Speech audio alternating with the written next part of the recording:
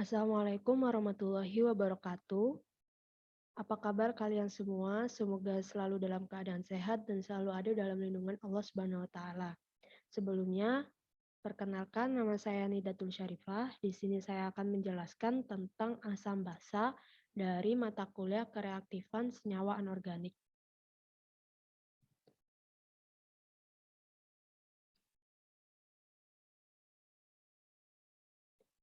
Sebagai anak kimia, kalian pasti sudah sangat familiar dengan asam. Apa sih asam? Asam itu dapat memerahkan kertas lakmus yang berwarna biru, di mana memiliki pH kurang dari 7 dan dapat bereaksi dengan logam aktif menghasilkan garam dan gas hidrogen. Contohnya itu terdapat dalam jeruk. Jeruk kan rasanya asam ya. Nah, ternyata di sana ada yang namanya asam askorbat. Nah, apa sih yang menyebabkan asam pada senyawa asam askorbat tersebut? Ternyata ada ikatan H yang terikat pada OH.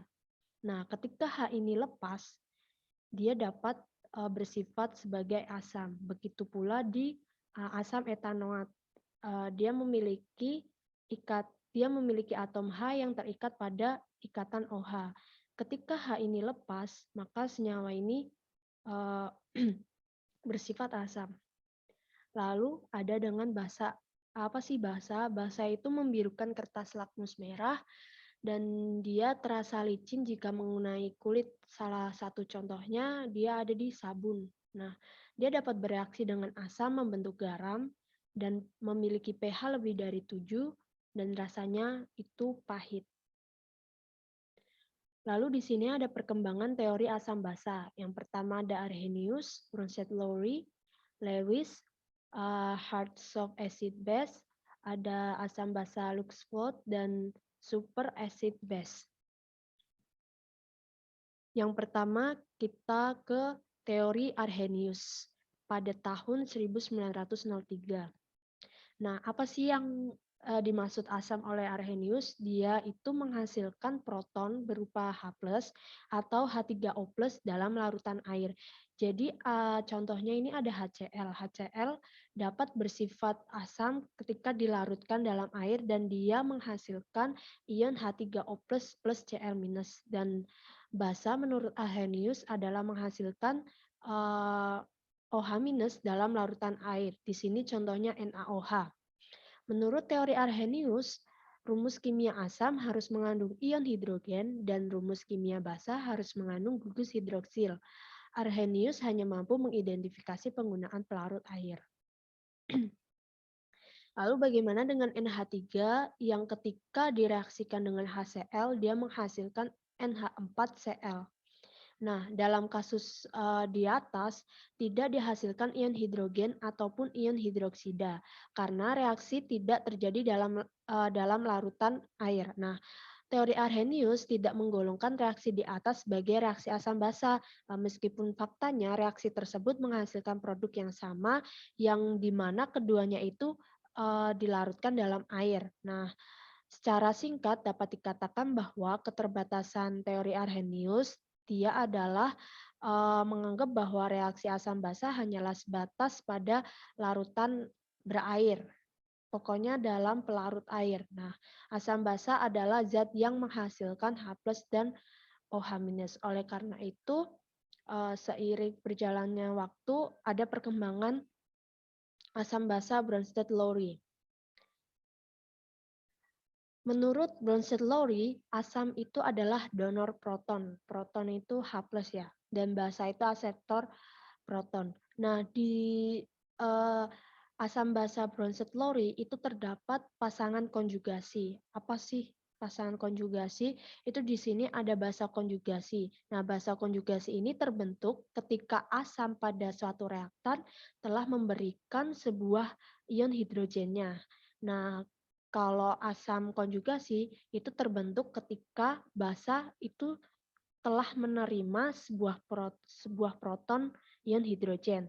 Salah satu contohnya ini di sini ada asam 1, basa 1 dengan produk basa konjugasi dan asam konjugasi. Asam ini dapat mendonorkan protonnya kepada basa sehingga asam ini bersifat basa konjugasi di produknya.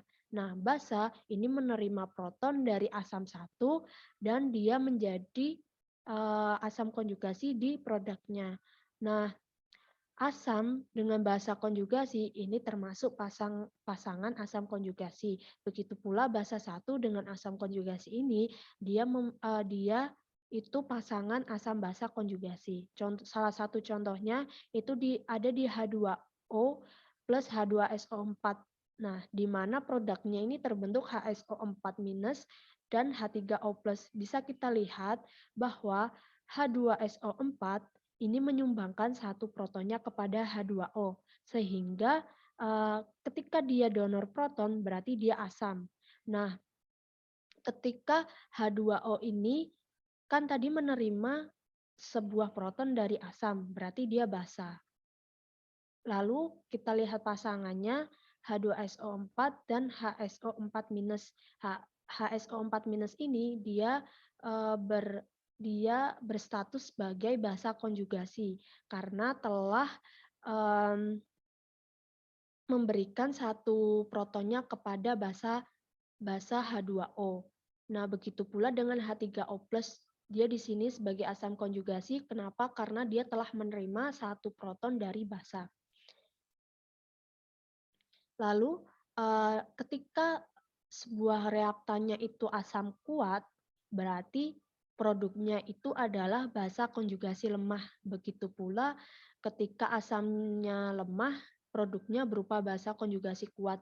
Dan ini berlaku juga pada basa. Ketika basanya kuat berarti produk asam konjugasinya lemah, dan ketika basa lemah dia produknya asam konjugasi kuat. Salah satu contohnya itu adalah reaksi asam klorida dengan air. Nah, di sini kan HCl dia kan asam kuat ya. Oleh karena itu asamnya lebih kuat daripada H3O+, di mana H3O+ ini kan adalah asam konjugasi. Nah, ketika HCl-nya asam kuat, berarti basa konjugasinya lemah. Nah, basa konjugasi HCl kan Cl-. Nah, basa ini lebih lemah dari H2O. H2O ini di sini. H2O ini itu lebih kuat, basanya lebih kuat daripada HCl. Lalu Bronsted-Lowry juga mengemukakan tentang kekuatan asam basa, di mana satu, kekuatan sebuah asam ditentukan oleh banyaknya mol H3O+ yang dihasilkan dari setiap mol asam yang terlarut. Dan kekuatan basa dapat ditentukan oleh setiap mol minus OH- yang dihasilkan dari setiap mol basa yang terlarut. Dan proses ini disebut dengan disosiasi atau senyawa asam dan basa mengion dalam air. Nah, apa sih asam kuat menurut Bronsted-Lowry? Itu terdisosiasi sempurna dalam air dan memiliki elektrolit yang kuat dan mudah memberikan H+ protonnya itu.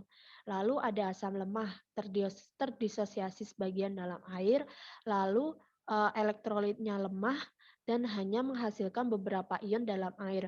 Begitu pula dengan basa ya. Kalau basa kuat berarti dia terdisosiasi sepenuhnya dalam air, elektrolitnya kuat, tapi dia mudah menerima proton. Begitu pula dengan basa lemah, dia terdisosiasi sebagian dalam air, dia memiliki sifat elektrolitnya lemah dan hanya menghasilkan beberapa ion dalam air. Nah, contohnya ini. Strong acid, reaktannya berupa Ha. Dia dilarutkan dalam air. Nah, dia tidak membentuk reaktannya tadi. Ha ini habis di produk dan terbentuk produk baru yaitu H3O+ dan A-. Nah, ini yang disebut dengan strong acid. Jadi tidak ada reaktan yang terbentuk di produk. Lalu bagaimana dengan weak acid? Dia sebagian terlarut dalam air. Jadi masih ada Ha yang terbentuk dan H3O+ dan A-nya juga terbentuk tetapi sedikit. Nah, bagaimana dengan very weak acid? Dia tidak terdisosiasi sempurna di air. Jadi produknya tetap menghasilkan Ha di mana tidak terbentuk H3O+ dan A-. Jadi di sini sangat-sangat lemah. Nah, salah satu contohnya itu ada HCl. HCl ketika dilarutkan dalam air, dia terpisah antara H+ dan Cl-. Jadi tidak ada produk HCl lagi di dalam larutan ini. Mereka sudah mengion. Lalu di sini ada weak acid, yaitu asam klorida. Di mana ketika dilarutkan dalam air, ternyata masih ada nih produk HF tersebut. Walaupun sebagian ada yang mengion H+ dan F-, tetapi masih ada produk berupa HF. Lalu lanjut ada senyawa amfoter. Nah, di sini senyawa amfoter ini senyawa yang dapat bersifat asam maupun basa. Salah satu contohnya itu adalah HPO42-. Dia ketika direaksikan dengan air, dia bisa bersifat asam ataupun bersifat basa. Kita lihat produknya. Ketika HPO42- bersifat asid, produknya H3O+ dan PO43-. Berarti HPO42- ini menyumbangkan satu protonnya kepada H2O, ya kan? Nah, HPO42- ini juga bisa bersifat sebagai basa, di mana dia menerima satu proton dari H2O ini dan membentuk produk H2PO4- dan OH-. Salah satu contoh lainnya itu ada HCl yang direaksikan dengan H2O. Jadi di sini dalam suasana asam, H2O bisa bersifat sebagai basa. Tetapi ketika dalam suasana basa atau direaksikan dengan satu basa, dia dapat bereaksi sebagai asam. Lalu di sini ada kekuatan asam dan basa konjugasinya, yang tadi sudah disebutkan ya. Semakin basanya itu semakin menurun, maka basa konjugatnya akan semakin meningkat. Kekuatan basa konjugatnya akan semakin meningkat. Di sini contohnya HClO4. Di sini berarti dia memiliki asam yang paling kuat nih. Tetapi basa konjugat ClO4 ini basanya bersifat lemah. Berbeda dengan H2S, dia asamnya lemah, nah tapi basa konjugasinya dia paling kuat. Lalu di sini ada hubungan Ka, pKa, dan kekuatan dari asam. Jadi apabila Ka semakin besar, maka pKa-nya akan semakin rendah dan pH-nya akan semakin turun. Jadi sifat asamnya akan semakin kuat. Bisa kita lihat HiO3 dia memiliki Ka yang besar, tetapi pKa-nya dia kecil dan kekuatan asamnya dia kuat. Beda dengan H2O2 di mana Ka-nya ini dia sangat kecil dan pKa-nya ini besar sehingga kekuatan asamnya itu turun. Lalu di sini ada faktor-faktor yang mempengaruhi kekuatan asam Bronsted. Salah satunya itu ada kepolaran ikatan antara H dan X. Jadi menurut Bronsted itu semakin asam jika antara ikatan H dan X ini memiliki perbedaan keelektronegatifan yang besar atau momen dipolnya besar. Nah, salah satu contohnya ini ada HF, H2O, NH3 dan CH4. Mana yang lebih asam? Nah, yang ternyata yang lebih asam itu HF. Kenapa? F ini memiliki keelektronegatifan yang lebih tinggi daripada O, daripada N, dan daripada C. Hal ini juga dibuktikan dengan nilai Ka-nya, di mana nilai Ka ini pada HF itu lebih tinggi daripada H2O, NH3, dan CH4. Nah, semakin besar Ka, maka pH-nya akan semakin rendah. Karena pH-nya semakin rendah, berarti dia memiliki keasaman yang lebih tinggi, kayak gitu. Lalu yang kedua ada ukuran atom X. Nah, di sini semakin besar atom X akan semakin asam. Salah satu contohnya itu ada di golongan halogen. Itu ada F, Cl, Br, dan I. Ternyata F ini kan memang ukurannya lebih kecil daripada I ya. Oleh karena itu, kekuatan asam HI jauh lebih besar daripada HBr, jauh lebih besar dari HCl, dan jauh lebih besar dari HF. Nah, ketika ditanya HI sama HCl nih, lebih mudah mendonorkan proton yang mana? Ternyata lebih mudah mendonorkan proton yang HI daripada HCl. Kenapa? Karena di sini kita itu ya, panjang ikatan. Nah, panjang ikatan antara atom dan elektron terluar itu yang paling jauh itu adalah HI, ya kan? Karena dia semakin jauh, maka H yang terikat pada I akan mudah lepas dan mudah didonorkan. Nah, karena mudah putus, maka HI itu jauh lebih asam daripada HF. Ketika HF kan ikatan antara inti dan terluarnya itu lebih dekat ya, sehingga dia sulit buat melepas H karena ikatannya jauh lebih kuat daripada HI, seperti itu. Nah, harga Ka dan pKa ini dapat diketahui atau muncul karena hanya ini lepas kayak gitu. Lalu ada kasus H2S atau H2O nih, mana nih yang lebih asam, atau CH4 atau dengan NH3 mana yang lebih asam. Nah, ini H2O dan H2S ini salah satu kasus dalam satu golongan. Nah, kita lihat ukurannya S loh jauh lebih besar daripada O, tetapi keelektronegatifan O itu jauh lebih besar daripada S. Nah, ini gimana nih? Ternyata ketika dalam satu golongan ukuran faktor yang lebih mendominasi itu adalah ukuran di mana ukuran lebih dominan daripada keelektronegatifan. Oleh karena itu H2S lebih asam daripada H2O kayak gitu. Nah, salah satu contohnya ini juga ada di dalam satu periode di mana NH3 dan CH4. Ternyata kalau dalam satu periode keelektronegatifan yang dominan di mana N lebih keelektronegatifan daripada C. Oleh karena itu NH3 lebih asam daripada CH4.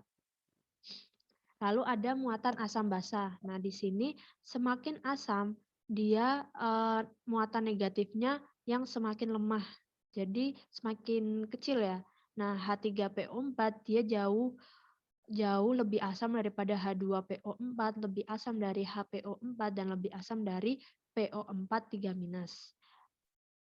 Dan kebalikannya itu ada sifat kebasaan, semakin negatif dia akan semakin kuat. Muatan PO4 3- itu lebih basa daripada HPO4 2-. Berarti keasaman PO4 3- lebih rendah daripada HPO4 2- dan seterusnya. Lalu di sini ada faktor bilangan oksidasi atau atom pusat, di mana semakin besar biloks akan semakin asam. Contohnya di sini ada HBRO4, HBRO3, HBRO2, dan HBRO. Nah, di sini kan atom pusatnya itu Br ya. Nah, semakin tinggi biloks akan semakin asam. Nah, di sini HBRO4 ini memiliki biloks itu lebih tinggi daripada kawan-kawan yang lainnya. Oleh karena itu, HBRO4 ini jauh lebih asam daripada HBRO3. Di sini juga ada pengaruh jumlah oksigen ya. Contoh soal. Dari pasangan basa konjugasi, mana asam yang memiliki basa konjugasi yang kuat. Nah, kan dicari mana basa konjugasi yang kuat ya. Berarti reaktannya itu harus asam yang lemah. Kita harus tahu nih, HCN dan HSO4- itu lemah yang mana. Ternyata setelah diketahui Ka-nya, lebih lemahan HCN. HCN karena Ka-nya dia kan lebih rendah daripada HSO4- ya. Berarti HCN. Lalu untuk HCl dan HF mana sih yang lebih asam? Yang lebih asam kan tadi HCl ya. Dibuktikan juga dengan nilai Ka-nya. Ketika kita mencari basa konjugasi yang kuat, berarti kita memilih reaktan asam yang lemah antara HCl dan HF. Lemahan mana? Lemahan HF. Ini ya, asam kuat itu pasangannya dengan basa konjugasi lemah. Oleh karena itu berarti jawabannya A. Lalu identifikasi asam konjugasi dari Cl3 2- dan HPO4 2-. Nah, untuk konjugasi asam berarti kan dia telah menerima satu proton dari basa, satu proton ya. Pokoknya apa sih, selisihnya itu satu. Kalau asam basa konjugasi selisih protonnya itu satu antara asam dan basa konjugasinya. Berarti kita menentukan mana sih asam konjugasinya, berarti CO3 2- ketambahan satu proton berarti HCO3- dan HPO4 2- itu ketambahan satu proton berarti H2PO4-. Jawabannya A. Lalu ada kekuatan asam oksi. Nah, di sini ada aturannya polling di mana kekuatan asam okso itu dapat dihitung secara semi kuantitatif. Nah, kekuatan dari asam okso tergantung pada jumlah gugus okso dan gugus hidroksonya, di mana P itu termasuk banyaknya gugus okso atau O yang rangkap itu loh. Dan Q adalah banyaknya gugus hidroksil atau hidroksi OH. Nah, di sini ada syarat di mana Ki harus lebih dari satu, di mana minimal harus ada 2 OH. Nah, berdasarkan deret selisihnya, kenaikan pKa asam poliprotik secara berurutan meningkat dengan kelipatan 5 atau delta pKa-nya itu 5. Kita dapat mengukur kekuatan asam oksi melalui pKa yang di mana pKa ini memiliki rumus 8 minus 5P, di mana P ini kan tadi gugus oksonya. Ayo ke contoh deh. Salah satunya dari asam fosfat. Kita bisa memprediksi pKa1, pKa2, dan pKa3-nya. Asam fosfat kan dia memiliki 3 ikatan OH ya, dan satu satu okso. Nah, pKa1 kan tadi rumusnya 8 minus 5P. 8 minus 5. Ada berapa ikatan oksonya? Ternyata ada satu. Berarti 5 ya. 8 kurangi 5, 3. Nah, untuk pKa2-nya kan itu kan tadi selisih 5. Berarti 3 ditambah 5, 8. pKa3-nya bisa kita prediksi pKa2-nya kan 8. 8 tambah 5 itu 13. Nah, ini nilai pKa teoritis di mana pKa ini mendekati H3PO4 menurut aturan polling itu kan 3. pKa teoritis 2,2. pKa2-nya itu 8 menurut teoritis 7,2 dan pKa3-nya 13 menurut teoritis 12,4. Jadi ini perhitungan semi kuantitatif dari nilai pKa. Lalu bagaimana dengan HBRO, HBRO2, HBRO3, dan HBRO4? Nah, di sini bisa dilihat HBRO ikatannya kayak gimana, kayak gini. Nah, dia nggak memiliki gugus okso ya, dia nggak memiliki ikatan rangkap. Oleh karena itu nilai P-nya 0, sehingga dia pKa-nya 8, kayak gitu. Nah, lanjut HBRO2, dia memiliki satu gugus okso, berarti nilai P-nya 1. 8 kurangi 5, 3. Lalu HBRO3, dia memiliki 2 ikatan okso, berarti P-nya ini ada 2. Begitu pula HBRO4, dia memiliki oksonya ada 3, berarti P-nya ini 3. Nah, pKa-nya minus 7. Nah, semakin rendah pKa, maka nilai Ka-nya kan semakin tinggi. Oleh karena itu, sifat asamnya juga akan semakin kuat. Jadi bisa diprediksi. Ini kalian harus tahu ini bentuk struktur dari suatu senyawa tersebut untuk menghitung kekuatan asamnya atau menghitung nilai pKa-nya tersebut. Lalu ada asam basa sistem pelarut. Nah, ini menurut Franklin ya. di mana asam adalah spesies yang meningkatkan konsentrasi kation khas pelarut tersebut, dan basa adalah spesies yang meningkatkan anion khas pelarut tersebut. Nah, ini salah satu contohnya pelarut ini dapat mengion, yaitu ada H2O, dia akan mengion menjadi H3O+ dan OH-. Nah, H3O+ ini yang disebut dengan kation khas pelarut. OH- dia disebut dengan anion khas pelarut. Begitu pula dengan BRF3. Dia menjadi BRF2+ dan BRF4-. Nah, BRF2+ ini termasuk kation khas pelarut, dan BRF4- ini anion khas pelarut. Jadi pelarut di sini dia bisa memprediksi senyawa reaktannya ini asam atau basa. Nah, langsung ke contohnya. Contohnya di sini ada asam asetat ya. Asam asetat ketika dilarutkan dalam air, dia terbentuk H3O+ dan CH3COO-. Nah, H3O+, dia kan tadi kation dari air ya. Yang terbentuk di sini adalah H3O+. Oleh karena itu, H3COOH dia bersifat asam karena menghasilkan kation khas pelarut tersebut. Nah, di sini juga ada SbF5. Dia dilarutkan dalam pelarut BrF3, di mana menghasilkan BrF2+, bukan BrF4+. Jadi, karena dalam reaksi ini menghasilkan kation BrF2+, maka SbF5 ini bersifat asam. Seperti itu. Berbeda dengan KF. KF ketika dilarutkan dalam BrF3, dia menghasilkan anion khas pelarut tersebut, yaitu BrF4. Nah, di sini berarti KF ini dia bersifat basa menurut asam basa sistem pelarut. Seperti itu. Lalu ada Lewis teori. Nah, Lewis ini mengatakan asam ini adalah aseptor pasangan elektron bebas, dan basa ini adalah donor pasangan elektron bebas. Nah, produk dari reaksi asam basa Lewis ini merupakan senyawa kompleks dan ikatan yang terjadi adalah ikatan kovalen koordinasi. Teori ini dapat diaplikasikan pada reaksi yang tidak melibatkan ion hidrogen. Jadi asam basa Lewis ini memiliki kelebihan, dia bisa memprediksi asam basa tanpa melibatkan proton. Salah satu contohnya itu ada ini BF4 plus NH3.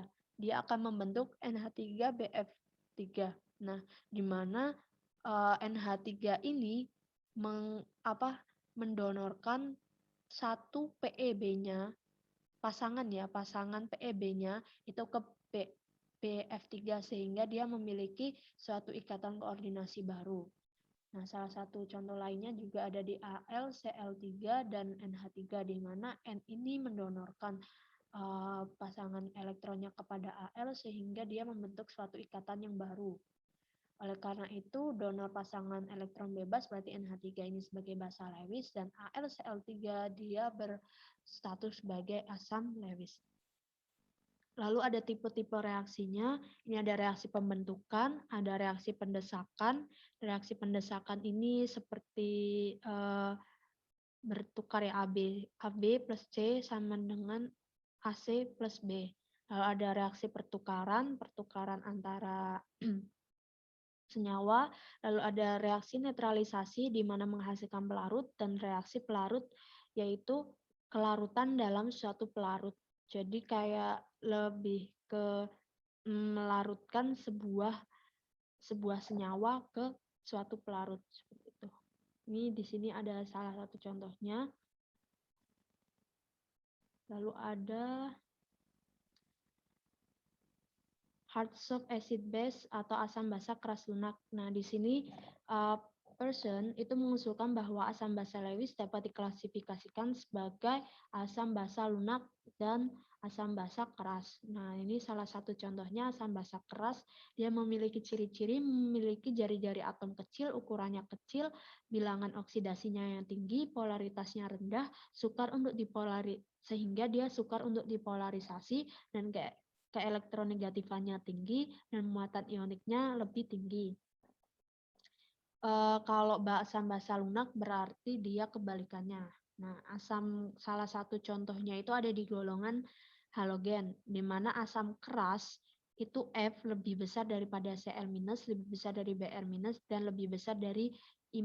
Kenapa? Karena F ini memiliki keelektronegatifannya yang tinggi, sehingga dia memiliki polaritas yang rendah dan sulit untuk dipolarisasi.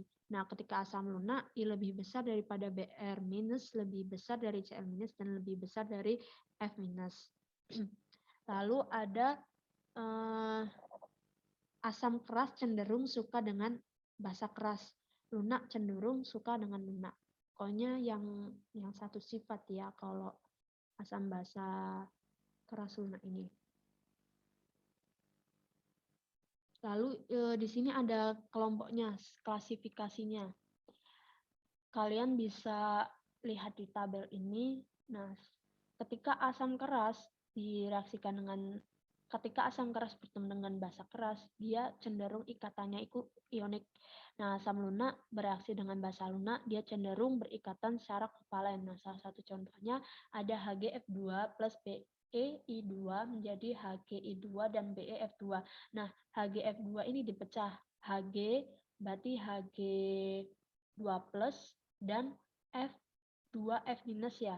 Nah, Hg2 plus kita lihat di tabel, dia lunak. F2 bukan F2 sih, berarti 2F minus ya. 2F minus dia masuk ke keras. Karena dia memiliki keelektronegatifan yang lebih tinggi, makanya dia keras. Nah, BeI2 juga kayak gitu, dipisahkan dulu.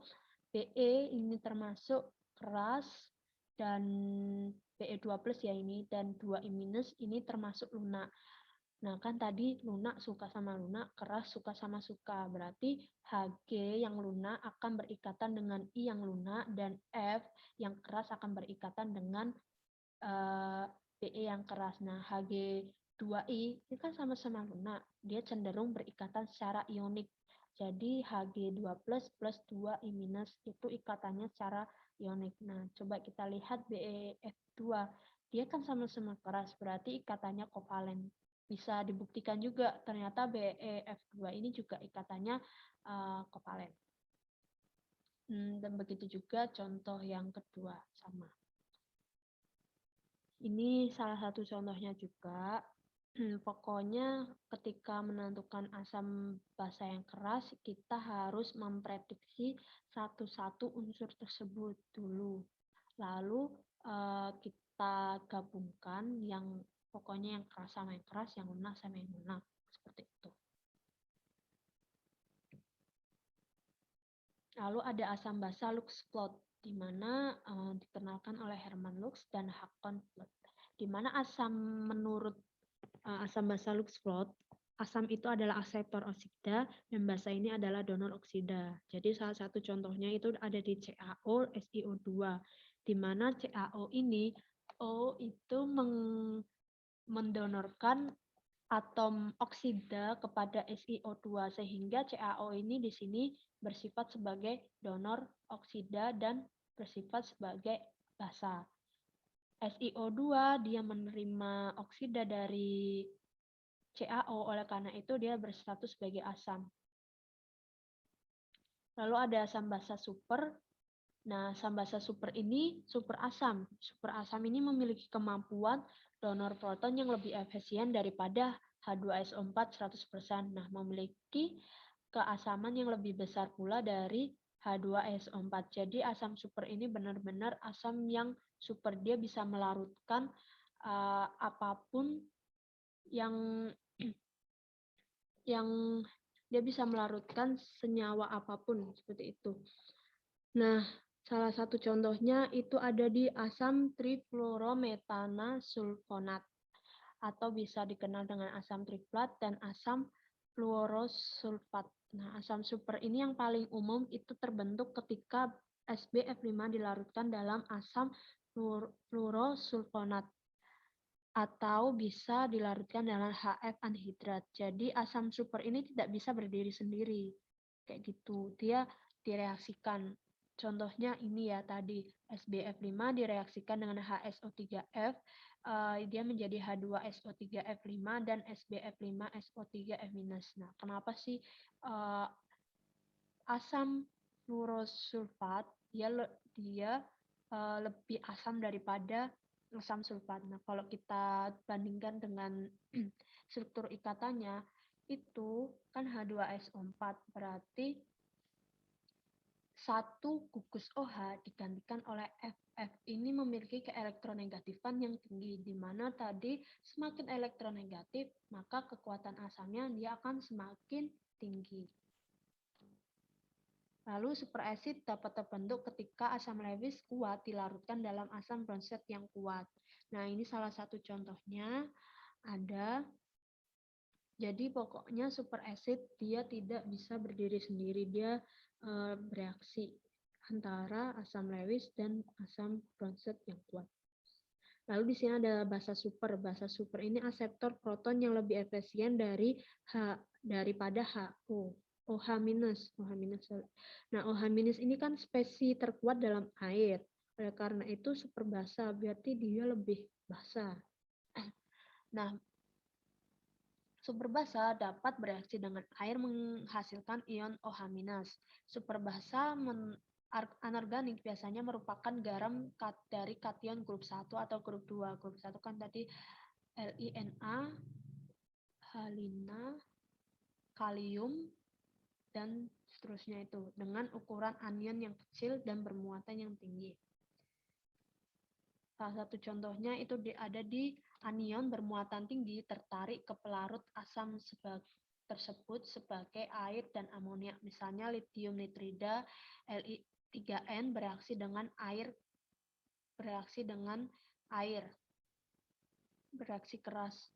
Nah, ini salah satu contohnya, dan anion nitrida adalah basa yang lebih kuat daripada ion hidrida dan dapat mendeprotonasi hidrogen.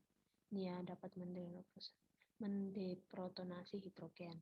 Lalu sodium hidrida adalah super basa yang digunakan dalam kimia organik untuk mendeprotonasi asam karboksilat, alkohol, fenol, dan diol. Nah, kalsium hidroksida salah satu contohnya itu bereaksi dengan air untuk melepaskan hidrogen. Ini salah satu contohnya. Lalu ada asam basa oksida. Nah, asam oksida ini adalah oksida yang berasal dari unsur non-logam dengan oksigen.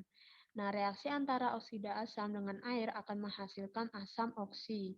Salah satu contohnya di sini CO2 ini termasuk oksida asam, di mana ketika bereaksi dengan air dia akan menghasilkan senyawa asam oksi H2CO3. Berbeda dengan oksida basa, dia oksida yang berasal dari unsur logam dengan oksigen. Dan ketika bereaksi dengan oksida basa dengan air akan menghasilkan larutan basa. Salah satu contohnya di sini ada Na2O, dia di sini sebagai oksida basa. Dan unsur logamnya apa sih? Na. Na kan logam ya. Ketika bereaksi dengan H2O, dia akan menghasilkan larutan basa. Di sini ada tabel salah satu contoh asam basa oksida. Di sini yang hijau itu basa oksida, yang biru itu asam oksida, dan ada yang amphoteric oksida.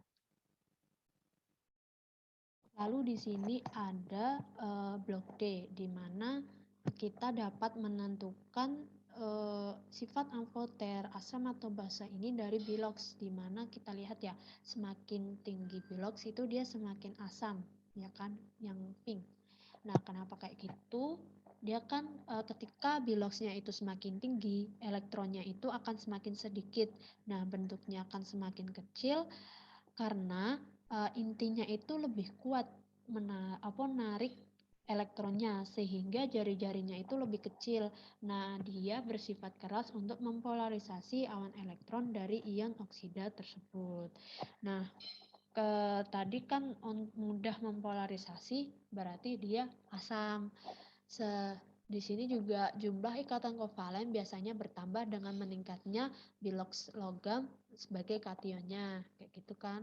Karena biasanya kan oksida ya, oksida itu dapat meningkatkan bilox. Lalu Katian logam semakin bermuatan positif menyebabkan semakin kuat untuk mempolarisasi atau kan semakin kuat mempolarisasi berarti dia bersifat semakin asal seperti itu. Oke, di sini saya udah rangkumin teori-teorinya asam basa bisa dibaca. Lalu di sini saya lampirkan tabel periodik dan sekian, terima kasih materi dari saya. Semoga bermanfaat dan apabila ada yang ingin ditanyakan, ditanyakan saja. Terima kasih sebelumnya. Wassalamualaikum warahmatullahi wabarakatuh.